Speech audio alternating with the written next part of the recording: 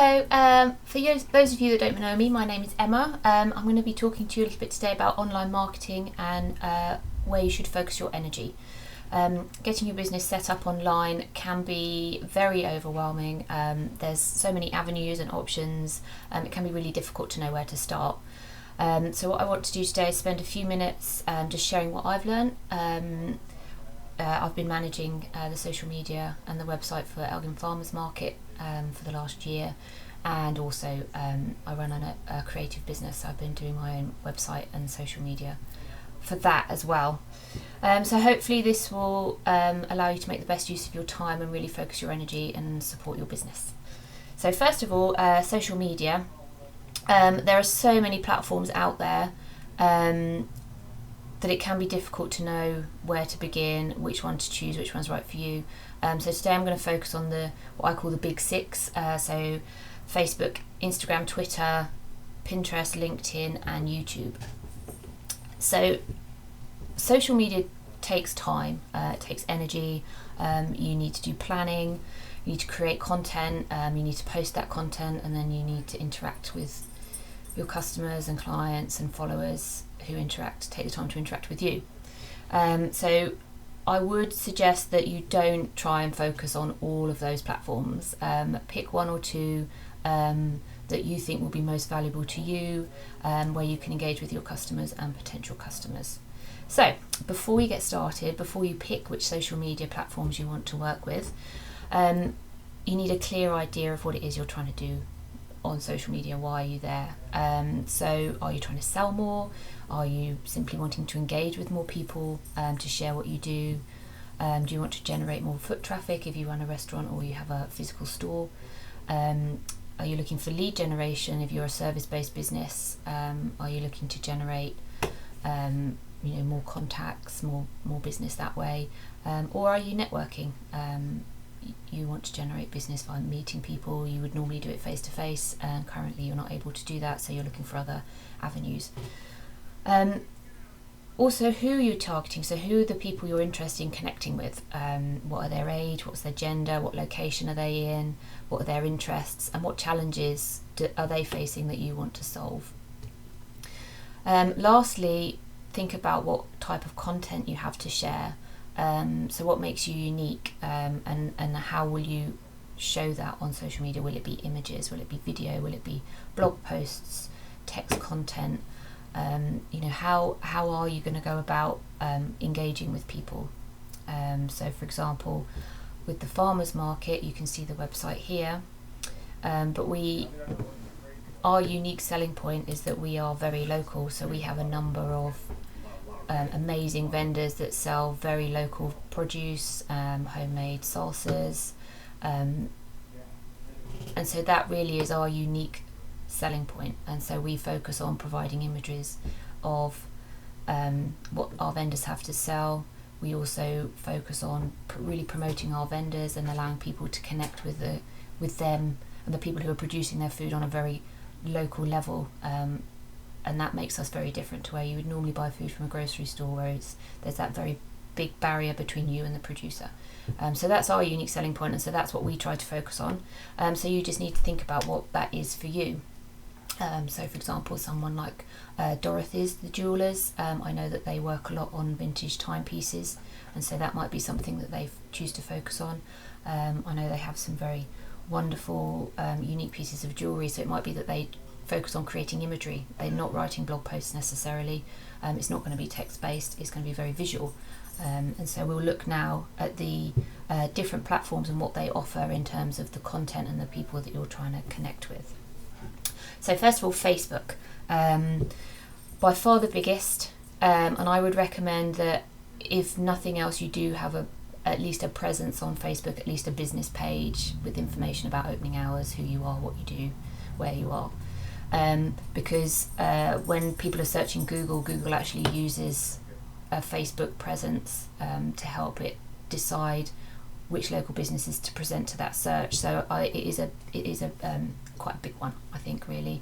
And there are ways that you can use the other platforms to link with Facebook as well, so we'll talk about that a bit later. The biggest benefit, I think, of Facebook is it's great for local connections. So if we look at Facebook for Elgin at the moment, there's a couple of small business forums and groups for Maynard, Elgin, Taylor, Bastrop, where you can share your business, you can generate interest, you can answer questions of people who may be looking for a service that you're providing. It's very good for showing the human side of your business, generating conversation. It's also really good for recommendations. Your customers, existing customers, can go online and recommend you, and that sort of builds that trust. And it also has a very good, very reasonably priced advertising platform, so you can do very targeted local or interest-based or age-based or service-based advertising for not very much money. So the next one I want to talk about is Twitter. Now, I don't have a huge amount of experience with Twitter. It's not a platform that I've ever felt comfortable engaging with, but that doesn't mean it's not right for you, and I did want to touch on it because it is a very big platform. So Twitter's great for generating conversation.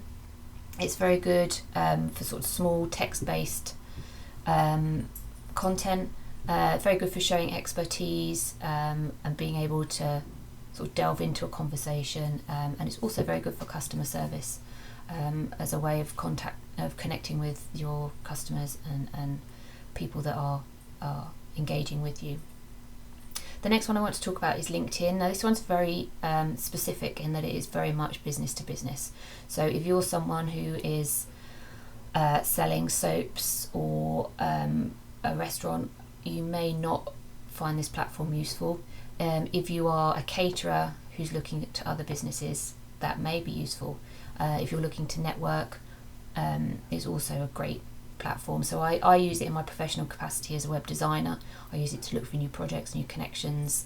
I use it to follow colleagues, to recommend them, and hopefully have them recommend me.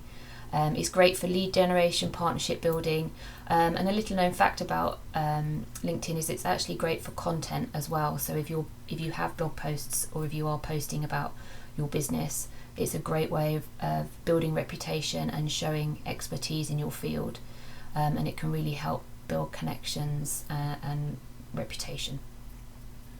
Pinterest is our next one. This one is very lifestyle based, very image based. So it's great for generating sales because a lot of people plan a purchase via Pinterest, so they'll create a board of things that they like before making a purchase. It really lends itself to fashion, to decor, to travel, to food, to art. My friend Stacey, who runs Bean and Noodle, and many of you will know, has a great Pinterest board for Bean and Noodle, and here she's posting not just products that she sells, but also blog posts. She does interviews with other local businesses and creatives. She's sharing ideas for recipes, as well as posting about her products. So what this gives her customers is a really clear idea of who she is, her personality, and how they might use her products. So, this is great for Thanksgiving, and here's a recipe that can help spread that engagement and really generate content, generate buzz, and actually give people something to follow, something of interest, to stay connected. And so when she launches a new product, she's got that following already. And I love this page. I think it's a wonderful thing to look at. So this might work very well for someone like a hair salon, for example. You could have a board for short crops, you could have a board for long locks, you could have a board for something a bit different, the green hairstyles and the shaved hairstyles, and you can include not only your own cuts that you've done for your customers, but also ideas and things you like, and just really build up that personality. It's also great for travel. If you're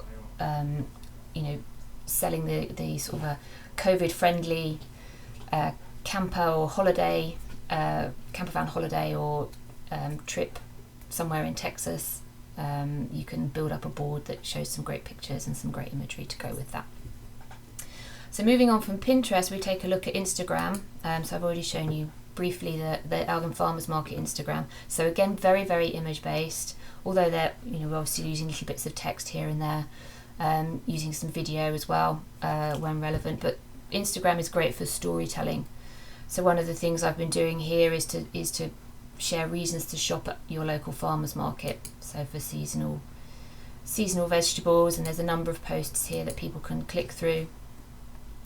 And then there are a number of these dotted about. So there's another one here, and there's another one that I'll be posting this week before this market. So really sort of telling a story and giving something people to follow and a reason for them to come back and to stay interested and to stay connected with you, so that when you do want to push that sales pitch or that product, you have that following, that dedicated following. You're not just sell. You're actually giving them something in return. The last one I wanted to talk about is YouTube. So YouTube's not necessarily what I would consider a social network. YouTube, I think, is more of a way for people to learn and educate, but it can be very useful and very complementary to content that you're posting elsewhere. Tutorials, demos of your products. If you are sort of sharing recipe content, you can have a cooking tutorial. If you're selling salsa, for example, Nanny Goat Salsa, they may want to post some videos of how they're using that and how they use it in recipes and things like that. And it can be a bit of a steep learning curve and a bit daunting to make videos. I know that making this one was not the most comfortable experience for me, but most phones and cameras can create good enough quality video for that. So that was a very brief introduction into social media. We will be featuring more information in the coming weeks, so keep an eye out for that. Before I finish today, I do want to touch a little bit on websites and whether you need a website as well as the social media content that you're creating. And the short answer really is yes, but it doesn't need to be expensive and it doesn't need to be extensive. It can be very simple. Just a single page that tells people what you do, where you are, and what your opening hours are is enough. Customers take businesses with websites more seriously. They're seen as more trustworthy, more reputable. It can also be a great place to share permanent content, so menus, for example, or to answer questions that your customers regularly ask, so they're not searching through Facebook or they're not having to contact you, and that saves you time as well if you're not having to repeatedly answer questions. And it also provides you with a place to create a consistent feel and a consistent message. So when you're posting on Facebook or Instagram, you're a small part of someone's bigger feed where there's a lot more content, and you're competing. With your own website, it's all about you and you have complete control. Also, if you sell products, I think creating an e-commerce site, although daunting, it can increase your market quite significantly from your local area to that sort of wider international, really, world is your oyster. And there are a number of websites that do make it very easy for you to do that.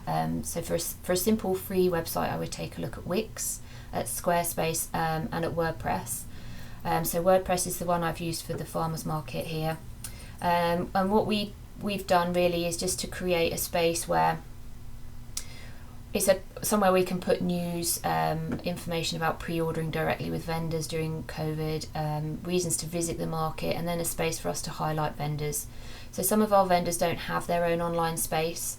Some of them are on social media, but many don't have a website. So what we've aimed to do with our website, really to support them and to, as part of their membership of the market, is to provide a space where we can have a bit of information about them, information about how people can direct order, information about social media if they're there, and then sort of linking through to related vendors as well. On top of that, we're keeping sort of permanent information here, so information about joining the market. So we have our membership forms, booth fees, useful links. So this is a one-stop shop. We can direct people here, and we don't have to keep sharing it over and over. And we are sort of part of our plan to increase the website is including recipes and seasonal information about the types of food and vegetables that grow seasonally in Texas, and how you might use those in a recipe or to encourage people to come to the market and to shop at the market instead of maybe their local grocery store or national grocery store. The last point I want to make, really, so social media is great for supporting your business and for giving you that wider audience. It isn't a quick win, it does take time, but it doesn't need to be scary. And a lot of people, I think I certainly do, I worry about making mistakes, I worry about posting something and it not getting any traction or any likes, and I worry about, perhaps if I want to change direction, I've already done all these posts and they don't match. Just try it out. Just try something. If it doesn't work, try something else. That's certainly been my approach with the farmers market, and it will continue to be my approach with the other sort of business things that I get involved with. So that's everything I have for you today. Like I say, we will be posting more and getting into more detail about sort of individual areas in the next few weeks. So keep an eye on the Chamber website and their social media for more. Thank you very much. Bye.